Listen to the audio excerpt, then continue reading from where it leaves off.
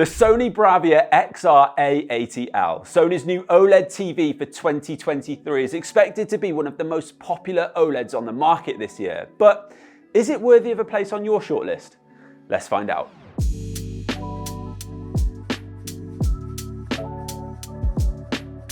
Hey guys, Louis here and welcome back to our channel with our first TV review of 2023. Now we're kicking things off with the first TV to launch from Sony this year, the A80L, which replaces the very popular and multi-award winning A80K. Now this A80L has already picked up a What Hi-Fi 5-star review, but I'm keen to look beyond the hype and marketing jargon to see if this TV is, number one, much of an upgrade on its predecessor, two, worthy of its price tag, and three, worth putting on your TV shortlist this year. Now, if you've watched one of our TV reviews before, then you'll know that we don't really get into the nitty-gritty of nit rates and technical jargon, and instead focus on real-world tests and things that we as average consumers feel are important to know when choosing a new TV.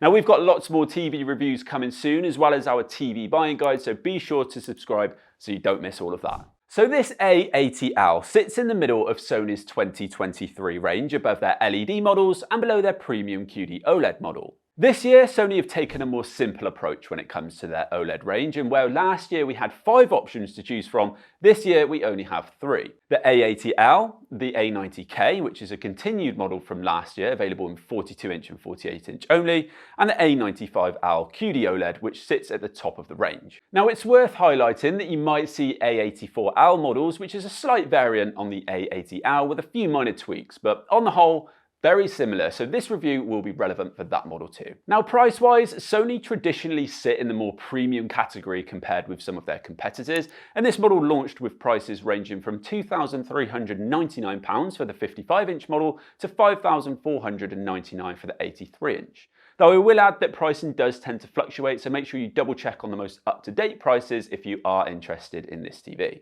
Now in previous years, we found that Sony do tend to offer a more premium package to match that premium price tag, so I've got my fingers crossed that will be similar with this model, so stay tuned. Over the years, TV manufacturers have battled it out to have the best OLED in the market.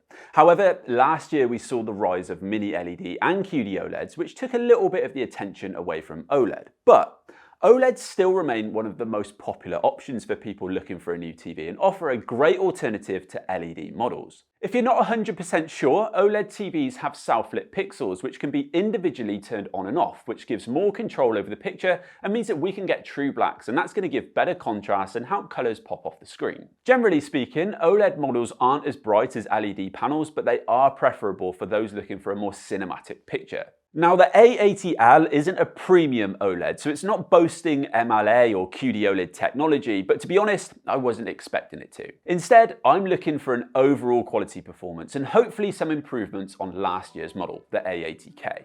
So let's kick off with what's new this year.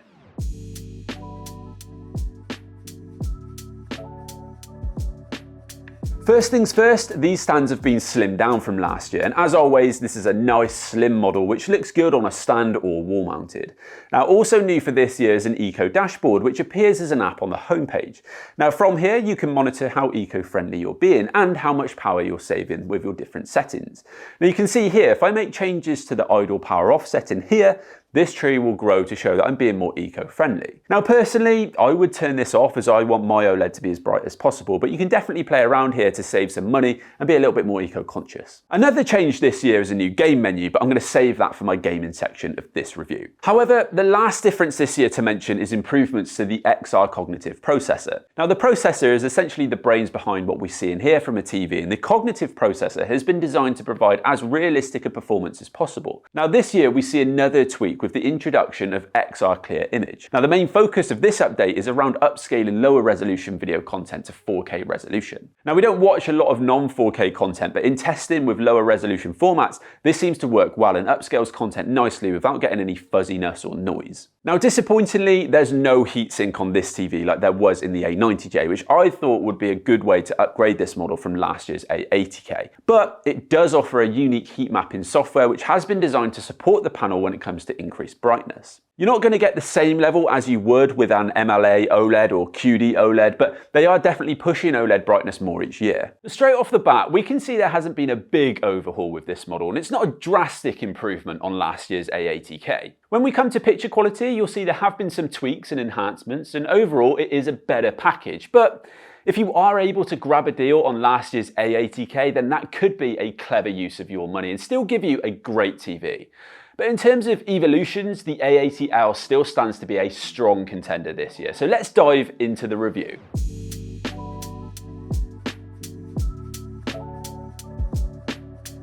Unboxing and setting this TV up was quick and simple, as always with Sony TVs. If you're using stands with this TV, you've got three options, including a wider stand option, a narrow setup for smaller TV units, and then soundbar mode, which we've gone for here. Now, Google TV is always a bit of a long process to get through, but once set up, I think it's my favorite TV OS out of all of the brands. It feels like it's got the least amount of ads, and it's quick and easy to get to the content that I want to get to. Design-wise, it's pretty standard now for Sony TVs, but still just as nice to look at. It's a slim TV which would look good wall mounted.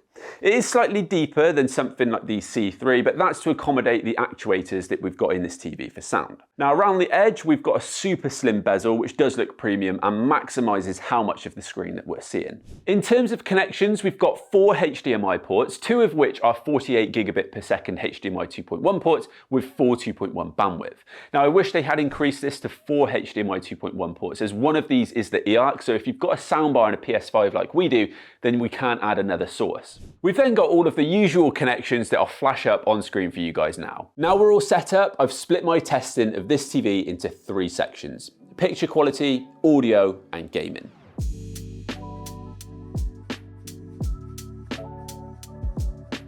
Starting with the good bit then, the picture quality. Now we've tested this TV in both this darker film studio and in our very bright showroom. So I'll be sharing my thoughts on how it performs in each of these settings. Plus, I've compared it with both last year's A80K and the A90K to give you a little bit of context. Now, when it comes to picture quality, I would say that Sony focus a lot of their effort on delivering the most accurate picture possible, which comes back to the fantastic processing. Now, last year we found that the LG C2 offered a brighter picture over the A80K, but the Sony retained more detail and gave us more true-to-life images. Looking at this TV here, I would say they've kept their focus the same. I don't think this will be the brightest OLED, though I can't wait to put this head-to-head with the new LG C3 very soon to see how they compare. But again, I have been impressed by the detail. So I've paused the scene here from Avatar because there's a couple of things I'd like to highlight to you guys. So first of all, I want to talk about the colors. So you can see the blues in the skin tones, the greens in the background, and then also in the details like the pink of the braids of the hair there. I think these colors all work really nicely. They're very vibrant and it really helps the image to pop off the screen. Now,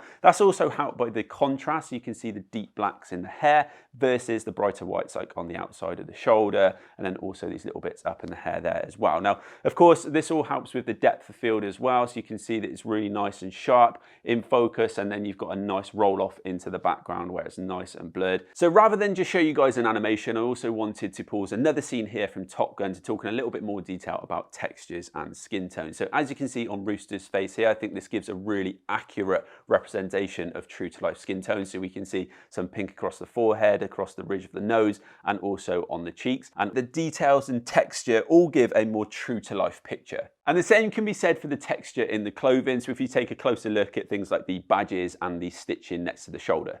Motion processing is also great on this model, and you've got a few different settings that you can toggle between to see what works best for you and your content. Now you can also save settings per source, which we would suggest, as we preferred film mode to be high for Disney Plus content and low when testing any broadcast TV. Now that's just our personal preference, and you need to see what works best for you. Another thing this TV does well is smooth gradation. Now this was on the low mode out of the box, and personally I would leave it on that setting, but have a play around and see what you like. If we take the Disney intro here, when we turn this off, you can see pretty bad gradation here. Just putting smooth gradation on low makes a huge difference. Now, any higher, and we found that we do lose some of the detail and texture in the picture. In our showroom here, we can see that the TV is definitely bright enough to watch in this space, and I would say that this is about as bright a room as it would get for most people. Now, when direct sunlight is on the screen, we do struggle a little bit more, but to be honest, I would expect that from most OLEDs. Now, don't get me wrong, I think it performs better in a darker room like our film studio, and I do think that when we do some more testing, QD OLEDs and LEDs will perform better in this brighter space, but I don't think this TV is unviewable here, and I wouldn't worry about putting it in my lounge, which does have a few larger windows.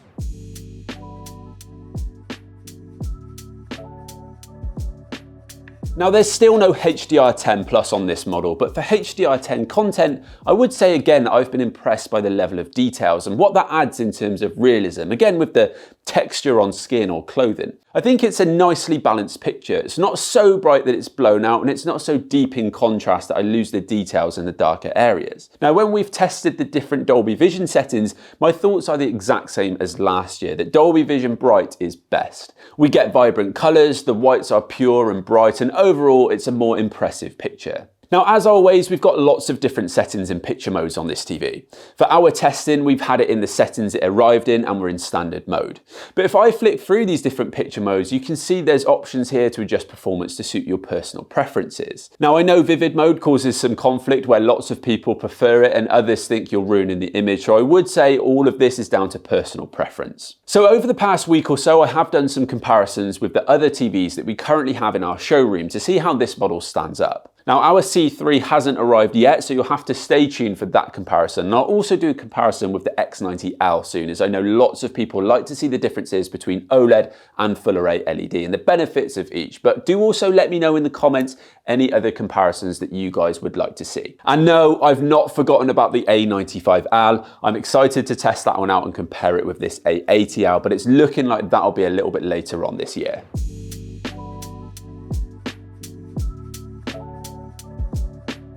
So as you can see, guys, I've got this year's A80L alongside last year's A80K, and instantly there's no major differences, but there are a couple of key things I just want to highlight. So I've paused quite a dark scene here from the latest Top Gun film, and what I want to do is just focus in on Tom Cruise's face. So first of all, the blacks are slightly deeper on the A80L, so it does lead to very slightly better contrast, but it's on the skin that I really want to focus your guys' attention. So first of all, you can see just under his eye, on his cheek, the texture is slightly nicer. It's a little bit more true to life, and there's a little bit extra detail in there as well. I also think the skin tones are slightly more true to life. And again, here in the eye, you can see that there is ever so slightly a little bit more detail on the A80L in comparison to the A80K.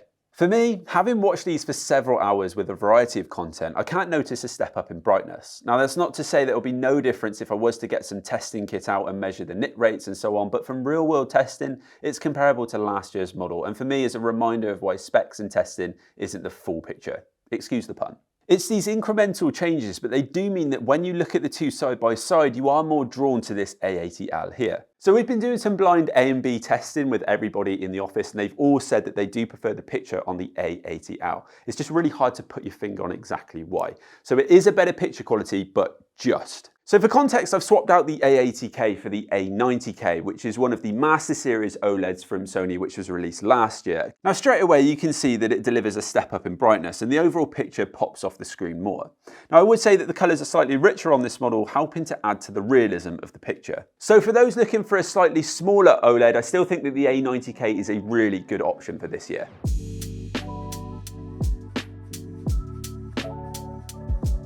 Okay, on to audio. Now, if you're planning on using this TV with a non-Sony soundbar, then feel free to skip ahead to the gaming section. Now, there isn't anything new over last year's model, so we've still got Acoustic Surface Audio Plus, where the screen itself becomes the speaker. So we've got 3 actuators and then 2 regular woofers powering that audio performance. Now, how it works is it vibrates the whole panel to create sound, which means that the sound can come from the right area of the screen, which adds to the overall realism in performance. Now, as a channel, we of course love all things home audio and have reviewed a lot of different soundbars, which would probably be our personal preference for this TV. However, for those of you out there who aren't looking for a separate audio setup, then to be honest with you, this TV offers pretty impressive performance from the TV speakers alone. It does a good job of replicating the action on screen with where the sound comes from, and voices are nice and projected, so it's easy to follow what's going on. I think it could do with a bass boost, as it does feel a little bit weak in that area, but considering how slim this TV is and the size of the woofers, I wasn't really surprised there. One other thing to mention is that this TV has acoustic center sync, which means that if you use a Sony soundbar, then the TV speakers will work alongside the soundbar to give a more impressive performance, which is definitely worth noting if you're tempted to stick with Sony for the soundbar.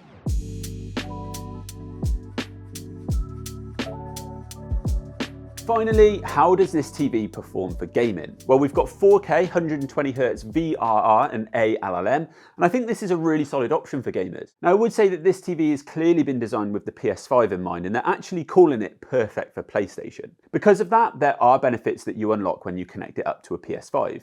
The TV will automatically calibrate HDR tone mapping for games, though you will want to go here in the settings to check that it's all working correctly. Now, as I mentioned, there is a new game menu this year, which we've been hoping for from Sony, catching them up to the likes of LG and Samsung. So once I plug in my PS5, if I now press the menu button, you'll see that I've got quick access to all the important gaming settings. What's handy is that if you click VRR on the menu here, it will also trigger that feature on the PS5. You do have a motion blur setting here, which will insert black frames around motion to eradicate motion blur, and those can be toggled between low, medium and high. Just note that this setting is disabled when you have VRR turned on. Now, black equalizer here is good if you play a lot of games with darker scenes, such as The Last of Us or Metro, as it'll increase visibility in the shadow so you can spot any targets or enemies that you might have otherwise missed. Crosshair settings are always good if you want an added advantage when playing, as it will add a little crosshair to show you where you're aiming.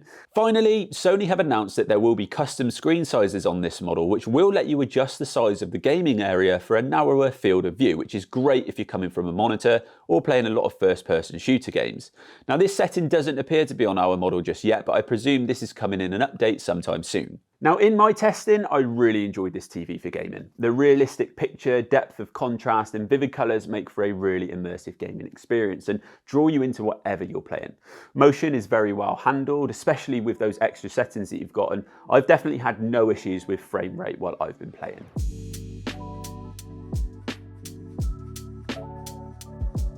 For me, the A80 model each year is a solid all-rounder TV that performs very well for movies, gaming and regular TV content. While the A80L hasn't received a major upgrade on last year's model, it could be argued that a big overhaul wasn't needed.